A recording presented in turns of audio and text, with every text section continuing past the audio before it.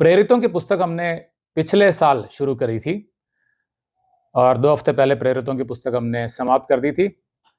लेकिन क्योंकि प्रेरितों की पुस्तक के जितने भी वीडियोस हैं वो एक सीक्वेंस में एक निरंतरता के साथ नहीं डले हुए हैं, उसके बीच में दूसरे बहुत से वीडियोस भी आए हुए हैं, जिसकी वजह से मैंने ये बोला था कि अब क्योंकि वो पुस्तक समाप्त हो चुकी है तो आप लोग शुरू से लेकर अंत तक जो उसके पूरे 28 अध्याय हैं एक साथ देखिए। तो उससे क्या होगा कि आपको पूरी तरह समझ में आ जाएगा कि चर्च का इतिहास क्या है, चर्च का आरंभ कैसे हुआ था, फिर चर्च का सताव, चर्च का फैलाव, फिर पौलुस रोम तक पहुंचा, पौलुस की यात्राएं, ये सब कुछ एक साथ समझ में आ जाएगा तो आपको पूरी मसीहत की जड़ें मिल जाएंगी। तो आज हम लोग क्या करने वाले हैं अपनी टीम के साथ टीजीसी न्यू दिल्ली में कि प्रेरितों की पुस्तक का रिव्यू करेंगे और जानेंगे कि जितने भी भाई बहन हमारे हैं यहाँ पर उन्होंने उससे क्या सीखा और सीक्वेंस में देखने से उनको क्या लाभ हुआ। तो आइए चलिए हम इसका रिव्यू शुरू करते हैं।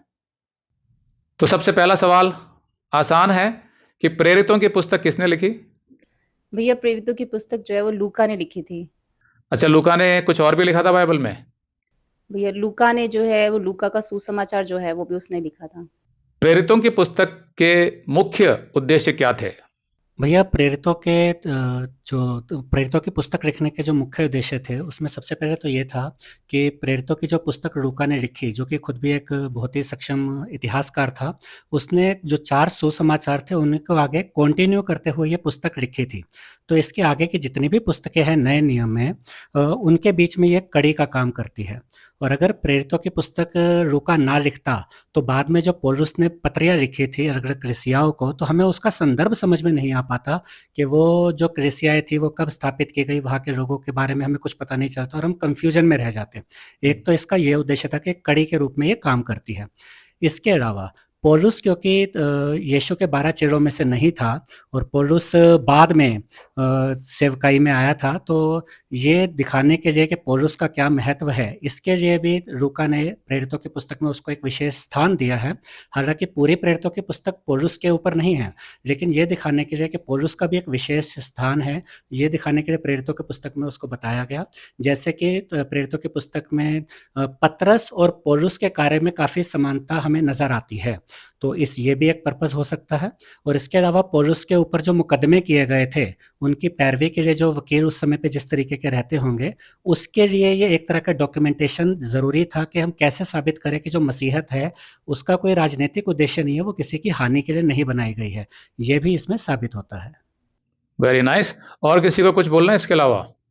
प्रेरितों की पुस्तक से मुझे ये सीखने को मिला कि प्रेरितों की पुस्तक अगर नहीं होती तो हमें कभी ये पता नहीं चलता कि मसीहत कैसे शुरू हुई, चर्च की स्थापना कैसे हुई, कैसे एक छोटे से शहर से पूरे देश में मसीहत फैली, और जिसकी वजह से आज हम इस पुस्तक को पढ़ते हैं तो हम कहीं ना कहीं पाते हैं कि हमारे अंदर भी कॉन्फिडेंस आता है कि हम भी यीशु मसीह के लिए ऐसे ही छोटी छोटी जगहों पे जाके या प्रचार करके इस मसीहत को फैला सकते हैं। Okay, very nice.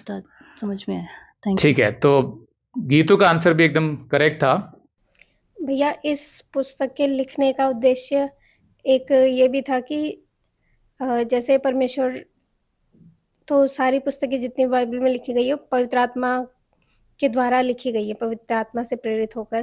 तो लूका ने भी ये पुस्तक इतिहास, चर्च का इतिहास बताने के लिए लिखी है। इसमें अगर आप ये संदेश पूरा देखना चाहते हैं तो आप इसे हमारे वेबसाइट hindibiblesteady.com पर देख सकते हैं। ये वीडियो हमारे मार्च के वीडियोस में अपलोड किया हुआ है, तो जिनके पैकेज में भी मार्च का महीना शामिल है उनको ये वीडियो उनके माई अकाउंट में मार्च के वीडियोस में मिल जाएगा। अगर आप हमारे वीडियो फोन पर देख रहे हैं तो अच्छी स्पीड के लिए कृपया गूगल क्रोम या मोजिला फायरफॉक्स ब्राउजर इस्तेमाल करें। तो इनको डाउनलोड करने के लिए आप प्ले स्टोर में जाएं और ऊपर गूगल क्रोम टाइप करें, फिर आप गूगल क्रोम ब्राउजर पर क्लिक करें और उसे इंस्टॉल करें। ये एकदम फ्री है। इसी तरह आप मोजिला फायरफॉक्स टाइप करें, फिर आप मोजिला फायरफॉक्स ब्राउजर पर क्लिक करें और उसे इंस्टॉल करें। यह भी एकदम फ्री है। इसके बाद आप गूगल क्रोम ब्राउजर को क्लिक करके उसे खोलें और उसमें hindibiblesteady.com टाइप करें, मतलब पूरा hindiBiblestudy.com एक साथ बिना किसी गैप के, तब हमारा वेबसाइट गूगल क्रोम में खुल जाएगा और आपके वीडियोस अच्छे से चलेंगे।